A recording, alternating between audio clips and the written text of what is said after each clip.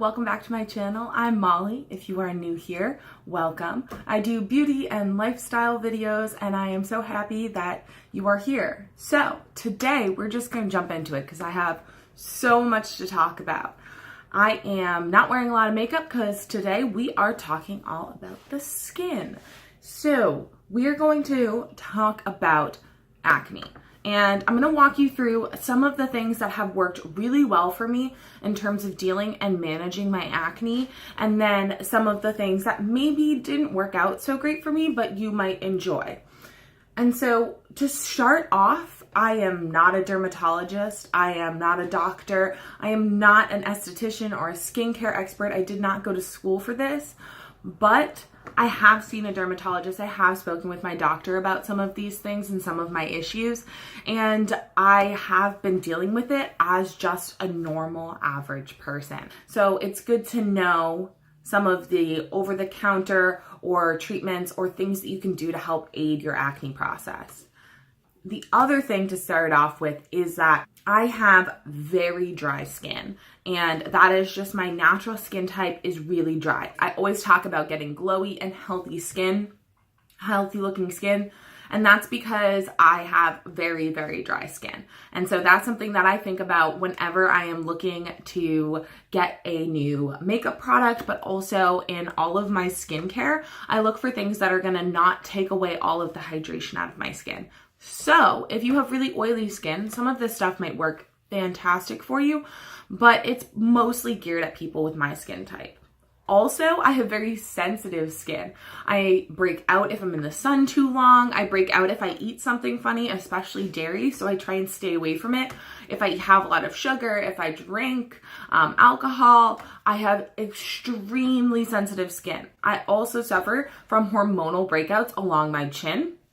And sometimes on my cheeks. First things first, I'm sure you all know this. If you've watched a bunch of acne videos, drink some water. This is a new water bottle. It's got my lipstick on it. It matches my outfit. I love it. All right, so washing our faces. I'm a huge fan of the double cleanse. So a first cleanse to take all of my makeup off, and then a second cleanse to really cleanse the skin a lot deeper. My favorite cleanser, and this is probably my 10th bottle of this, and I find that every time I stray away from it, I always go back to it, is the Vanicream. And I'm going to put fancy inserts in this. Vanicream is something that you can get at the drugstore, you can get at Walgreens or Walmart or Target, anywhere that it's usually with the Cetaphil and the CeraVe and the sensitive skin area. And I really like it. It is a gentle facial cleanser for sensitive skin, free of dyes, lanolin, fragrance, masking fragrance, parabens, formaldehydes, and other preservatives, sulfate-free and bentane-free. If you find that soaps dry out your skin, or anything with soap in it can really dry out your skin, this would also be awesome. So, Vanicream. Gentle, I use it twice sometimes. Something that is new for me and that my boyfriend is going to love that is in this video is actually his cleanser. So he suffers from acne and he uses Noxzema, and this is pretty much the only thing he uses. It's interesting. It comes in this little pot and it's like a clay, and it smells like eucalyptus, and it is great for sensitive skin. It has eucalyptus oil. The ingredients are water, stearic acid, linseed oil, soybean oil. So if you have a soy allergy, you probably need to stay away from this. Perfume. It's pretty strongly scented. Eucalyptus oil. And so I find that where I use this is really only on my breakouts. I don't use it all over my face because I find it can be really drying. So I find that it works really, really well at helping me clear up some of the blackheads and breakouts that I have. Moving on to after cleansing, let's talk about some treatments. So I've probably tried everything. Well, I have tried, the Prolactin, the Clearasil, the Biore, anything and everything you can think about. The drugstore I probably tried.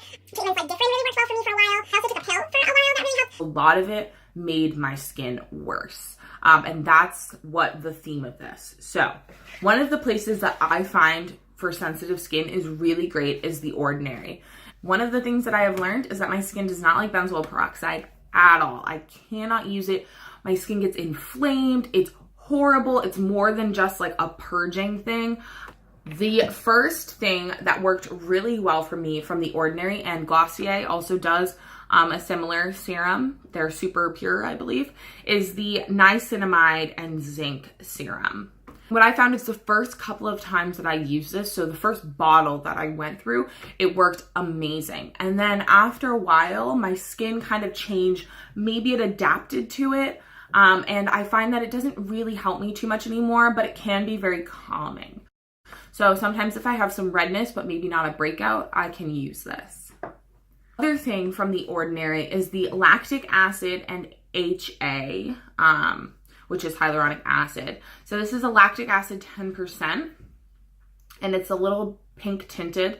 And so this is a peeling, lactic acid peeling serum, and it is supposed to help take off that initial layer. A lot of people find that lactic acid can be a really great acne treatment for them because it's more gentle of the acids that you can put on your face. I have found that this and glycolic acid have worked okay with helping with my dry skin, getting that like initial layer off my dry skin. But in terms of helping clear up my acne, meh. So let's get into the two things that I love and always go back to. So this is the Granactive Retinoid 2% in squalene. I'm probably saying all of these things wrong. So this is their lowest retinoid. And you can Google and do research on retinoids and retinols and what they do for your skin. But a lot of people use them as a proven anti-aging, and it can also be used as an acne treatment. I use this about 2 to 3 times a week, and then sometimes more on top of breakouts. If I'm not breaking out at all, I might bring it down to 2 times a week, but I don't necessarily use it as a serum all over my face because I think that it can be very drying. Think that retinols and retinoids are something that you really should talk to your doctor about, but The Ordinary is a great affordable place for it. So something a lot more gentler and a lot more natural than a retinoid is my favorite, and something I always go back to. I'll like stray away from this, and I always end up going back, is tea tree oil. So tea tree oil is absolutely fantastic for people with sensitive skin and who have an irritation to all of the traditional acids to treat acne. It is so gentle. It can be very drying, but it's really great at killing the bacteria on your face that can cause acne. So this one is just from Trader Joe's. You can get tea tree oil almost everywhere. Something that's super important for someone with dry skin, but also for acne in general, is putting that moisture on your face. You never want that like tight, dry feeling that can sometimes happen when you are treating acne. Things that I have found that have really helped with my acne specifically in terms of hydrators are 2 things.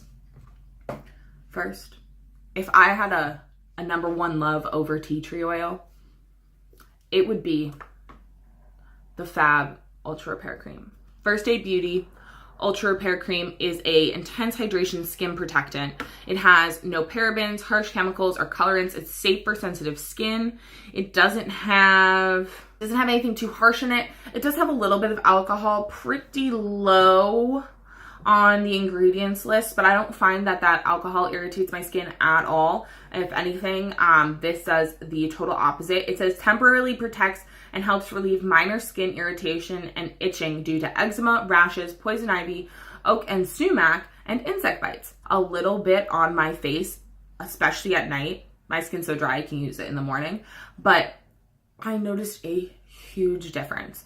Whatever the anti-irritation is in here is so nice. This is probably my number 1 recommendation for acne-prone skin and dry skin. It might be too rich if you don't have as dry skin as me, but it can make a really great night cream. The other thing that I want to talk about is rosehip seed oil. So I've found that this is one of the only oils that doesn't break me out and doesn't clog my pores. And I think that that's very different for everyone. And I feel like it really helps with the inflammation. Rosehip oil has also, or rosehip seed oil from The Ordinary is 100% organic and cold pressed. And I think that that's really important, that you're getting, again, like the tea tree oil, that you're getting something that's really pure and doesn't have anything added into it that's going to irritate your skin.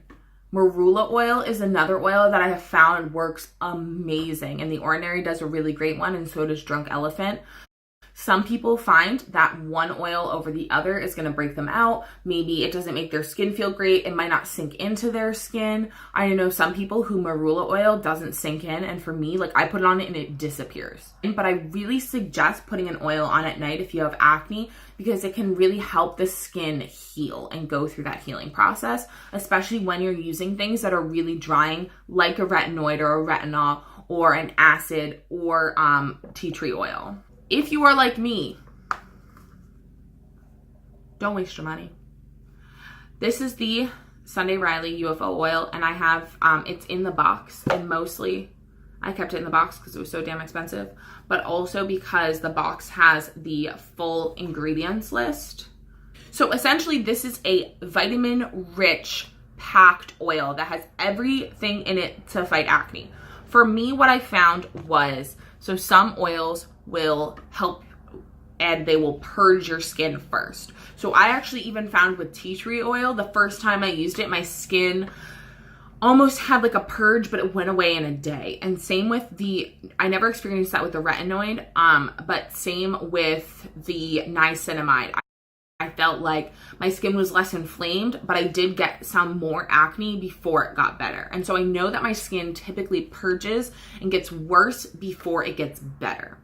With this, I experienced, and I'm still experiencing, a breakout like I have never had in my life. And I kept using it thinking that I was purging, thinking that it was going to get better, and I was using it in like the 3 times a week, like really just trying to give it my full shot and not using a lot of it and trying to help. I would caution you, if you don't react well with salicylic acid, I don't know why I thought that this would be good for me. This is going to go to a better home, someone who will love it and appreciate it. Deborah, I'm looking at you. Lena, maybe one of you can fight over it. I'll put it in between you. Just drop it. You can go for it. But it is not for me. That is my full acne skincare routine. I'm so sorry if this video was so long. Thank you so much for watching. Please subscribe if you haven't already. I would love to do maybe some sensitive skin videos, maybe a pamper routine, maybe my daily skincare routine, my morning routine. Let me know what you like down in the comments below. I've had too much coffee if you thought this video was very energetic. But yeah, so I hope you're having a great day, and I will see you in my next video. Bye.